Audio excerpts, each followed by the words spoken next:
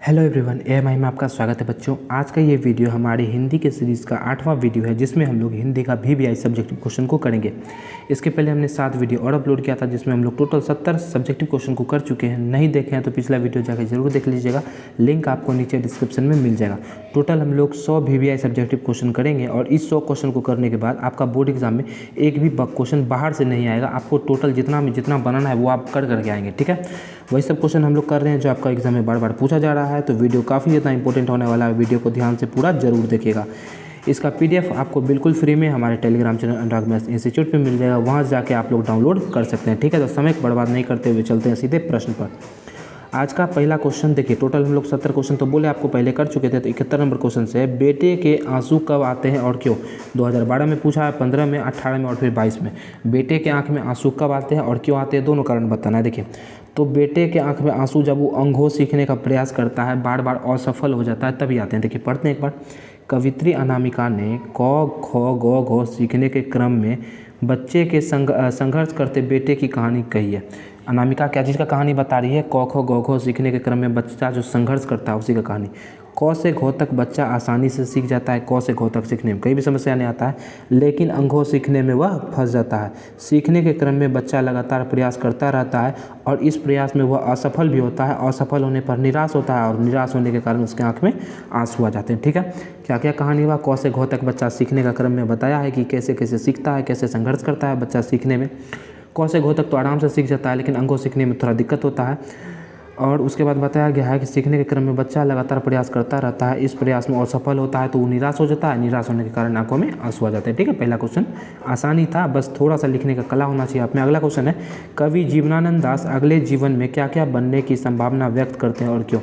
कवि जीवनानंद दास जो है, लिखा गया लौट कर आऊँगा, फिर जो लिखा है मतलब जिसने लिखा है, ठीक है। तो वो क्या क्या बनना चाहते हैं अगला जीवन में। देखिए सीधा सटीक आंसर जो होगा, कवि क्या बनना चाहते हैं? चिड़िया बनना चाहते हैं, कौवा, हंस, उल्लू, सारस, ये सब बन करके वापस बंगाले जाना चाहते हैं। सीधा आंसर, ठीक है। और थोड़ा बड़ा करके लिखना चाहें तो इस तरह से लिख सकते हैं, कवि जीवनानंद दास अपनी मातृभूमि बंगाल से असीम प्रेम करते हैं, काफ़ी ज़्यादा प्रेम करते हैं। कवि की इच्छा मातृभूमि पर पुनर्जन्म लेने की है। कवि मातृभूमि पर फिर से जन्म लेना चाहते हैं, इसलिए वह अगले जीवन में किसी न किसी रूप में लौटकर बंगाल आने की इच्छा व्यक्त करते हैं। कवि कहते हैं कि वह अगले जीवन में चिड़िया, कौवा, हंस, उल्लू, सारस, ये सब बनकर बंगाल वापस आएंगे। तो यही सब बनने की इच्छा व्यक्त कर रहे हैं। काहे कर रहे हैं? काहे कि उसको अपने मातृभूमि जो उसका बंगाल है उनसे काफ़ी ज़्यादा प्रेम है, ठीक है। चलिए अगला क्वेश्चन है। अब देखिए, अब आगे हम लोग सेकेंड हिंदी पे। बहू ने सास को मनाने के लिए कौन सा तरीका अपनाया? 2013 में पूछा, 2015 में, 17 में और फिर 21 में। तो देखिए, मगम्मा की बहू काफ़ी बुद्धिमान और समझदार थी, काफ़ी ज़्यादा इंटेलिजेंट थी, समझदार भी थी। उसने अपने सास को मनाने के लिए क्या किया? अपने बेटे को सास के घर पे भेज दिया, ठीक है। अपने सास के पास अपने बेटे को यह कहकर भेज दिया कि जा दादी के पास जा, वह तुम्हें मिठाई देती है। दादी दही बेचने जाती थी तो मिठाई भी रखती थी, तो दादी अपना पोता को मिठाई देती है और बोली कि अगर मेरे घर में आया तो मेरे घर में कदम मत रखना, कदम रखेगा तो पीटूंगी, धोऊंगी पकड़ के। पोते के साथ रहकर मगम्मा का क्रोध पिघल गया। पोता के साथ कुछ दिन रही तो मगम्मा का जो क्रोध था वो खत्म हो गया, पिघल गया। बाद में बहू बेटे ने उसको समझाया, मगम्मा मतलब सास को समझाया और अपना गलती भी स्वीकार कर लिया। क्या कहानी था? पूरा का पूरा कहानी बस यही था कि मगम्मा जो है अपने बेटे को अपनी दादी के पास भेजती है और कहती है कि यहाँ आएगा तो खूब कूटेंगे, वहाँ जाओ, वहाँ दादी तुमको मिठाई देगी। तो दादी पास चला जाता है, दादी पास कुछ दिन रहता है तो दादी का जो है दिल पिघल जाता है, गुस्सा थूक देती है दादी। और उसके बाद क्या होता है कि जो है बहू बेटा जो होता है वो भी जाके समझाता है कि देखिए माँ, ऐसा नहीं कीजिए, आप तो बड़े हैं, समझदार हैं, हम सब तो बच्चे हैं, हमसे गलती होगी, गलती मान लेता है। तो इस तरह से उसकी वाइफ जो है मतलब बहू जो है आराम से अपनी सास को मना लेती है। अगला क्वेश्चन है, मगम्मा का अपनी बहू के साथ किस बात को लेकर विवाद था? 2012 में, 2014 में, 17 में, 19 में और फिर 22 में पूछा गया है। तो मगम्मा का अपनी बहू के साथ पोते को लेकर के विवाद था। हुआ क्या था कि मगम्मा भैया अपना पोता से काफ़ी ज़्यादा प्रेम करती थी, प्यार करती थी। एक दिन उसकी बहू ने उसके बेटे को खूब पीट दिया। देखिए हुआ क्या कि मगम्मा का पोता को उसका बहू खूब मार दी। एक तरह से बोला जाए तो मगम्मा की जो बहू थी अपना बेटा को खूब कूटी। तो इस पर मगम्मा जो है गुस्सा हो गई, काहे कि मगम्मा बहुत प्यार करती थी उस अपना पोता से और दोनों के बीच में विवाद शुरू हो गया। यही कारण था, पोता को लेकर के विवाद हुआ था, ठीक है। चलिए अगला क्वेश्चन है, 75 नंबर, भैया रगम्पा कौन था, वह मगम्मा से क्या चाहता था। 15 और 19 में पूछा गया है। तो रगम्पा जो है गांव का लंपट था, जुआड़ी था और बदमाश था। भैया तीनों चीज़ था, लंपट भी था, जुआड़ी भी था और बदमाश भी था। वह मगम्मा के घर का सारा बात जानता था कि कैसे उसका घर में लड़ाई झगड़ा हुआ है अपना बहू से। वह मगम्मा को अकेली जानकर उसका धन बार बार उधार मांगता था, कि पैसा जो है हड़पना चाहता था। सीधा समझ गई, मगम्मा के पास जो पैसा था जो दही बेच के वो जमा की थी, वो सब जो है रगम्पा बार धन जो है उसका हथियाना चाहता था। वह मगम्मा के हाथ भी पकड़ लेता था कभी कभी पैसा मांगने के लिए। ठीक है, चलिए अगला क्वेश्चन है, मगम्मा का चरित्र चित्रण करें। 2011 में 2014 में पूछा गया।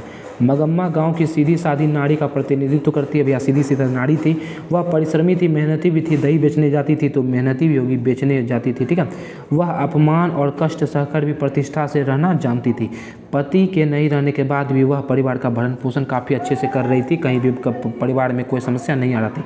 हालांकि बहू और सास में थोड़ा सा विवाद हो जाता है, मतलब कभी तो कहानी में बहू और सास में थोड़ा सा विवाद हो जाता है, लेकिन लास्ट में जो है सब कुछ ठीक ही होता है। ठीक है, तो इस तरह से आंसर लिख देंगे, आराम से आपको नंबर मिल जाएगा। अगला क्वेश्चन है, भैया रगम्पा कौन था, 2020 में पूछा गया है। और देखिए पहले भी किया इस टाइप का क्वेश्चन, उसमें पूछा था वह मगम्मा से क्या चाहता था। आधे क्वेश्चन इसमें लिखा गया है। ठीक है, तो रगम्पा जो है मगम्मा के गांव का एक बदमाश व्यक्ति था। आधा क्वेश्चन भी पूछा गया, इतने क्वेश्चन पूछ के छोड़ दिया। रगम्पा कौन था, अब 2 नंबर में आंसर देना है इसका। तो देखिए थोड़ा बढ़ा चढ़ा के लिखेंगे।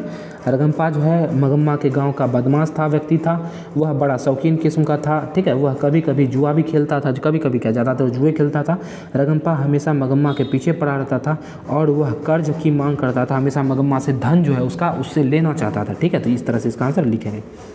अगला क्वेश्चन बेहद ही शॉर्ट क्वेश्चन है कि लक्ष्मण कहाँ नौकरी करता था। 2021 में पूछा गया है। 2 नंबर में क्वेश्चन पूछा गया है, 1 लाइन का आंसर होगा, इससे ज़्यादा लिखना ही नहीं है। लक्ष्मी का पति जो लक्ष्मण था वो कोलकाता में काम करता था। कहाँ काम करता था, कोलकाता में। ठीक है, बस हो गया इसका आंसर, ज़्यादा नहीं लिखना है। अगला क्वेश्चन है, लक्ष्मी कौन थी, 2019 का प्रश्न है। तो लक्ष्मी ढहते विश्वास कहानी की मेन जो थी वही लक्ष्मी थी। लक्ष्मी ढहते विश्वास कहानी की मेन पात्रा थी। वह उड़ीसा की देवी नदी के किनारे वाले एक गांव के किसान की महिला थी। बोला जा रहा है कि वह उड़ीसा में देवी नदी है, उसके किनारे में जो किसान सब है ना, वो किसान महिला थी, खेती करती थी। लक्ष्मी लक्ष्मण की पत्नी था, बस यही बोला कि लक्ष्मी कौन थी, तो ढेरी चीज़ लिख दिया। ढहते विश्वास कहानी की मुख्य पात्रा थी और उड़ीसा गांव में देवी नदी के किनारे में एक किसान थी, किसान महिला थी। लक्ष्मण की पत्नी थी। तो काफ़ी कुछ लिख दिया, तो आराम से 2 नंबर मिल जाएगा।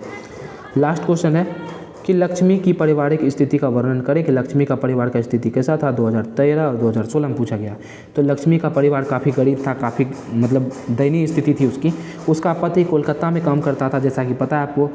पति लक्ष्मण कोलकाता से जो पैसा भेजता था उससे गुजारा नहीं होता था उसका, जिसके कारण लक्ष्मी जो है तहसीलदार साहब के यहाँ थोड़ा मोड़ा घर का काम किया करती थी। लक्ष्मी के पास एक खेत भी था जो जिसमें वो खेती करवाया करती थी। तो इस तरह से आप लोग लिख लेंगे तो आपको 2 में 2 मिल जाएगा। ठीक है, कुछ है ही नहीं, इसका PDF आप लोग एक बार पढ़ लेंगे ना खुद से, तो आराम से आपको याद हो जाएगा सभी क्वेश्चन, कहीं उसके बाद जाने की ज़रूरत ही नहीं है। ठीक है, तो हिंदी में हम लोग टोटल आज की वीडियो तक में 80 क्वेश्चन को कर लिए। और 80 क्वेश्चन करने के बाद अगर आप क्वेश्चन बैंक उल्टा करके देखेंगे तो आपको लगेगा कि भैया सब क्वेश्चन तो आता ही है हमको। ठीक है, आशा है आज जो भी क्वेश्चन किए हम लोग आपको पसंद आया होगा। तो वीडियो को लाइक कर देंगे, चैनल को सब्सक्राइब कर देंगे और अपने दोस्तों में भी शेयर कर देंगे। तो मिलेंगे आपसे अगले वीडियो में, तब तक हंसते रहिए, मुस्कुराते रहिए। जय हिंद, जय भारत।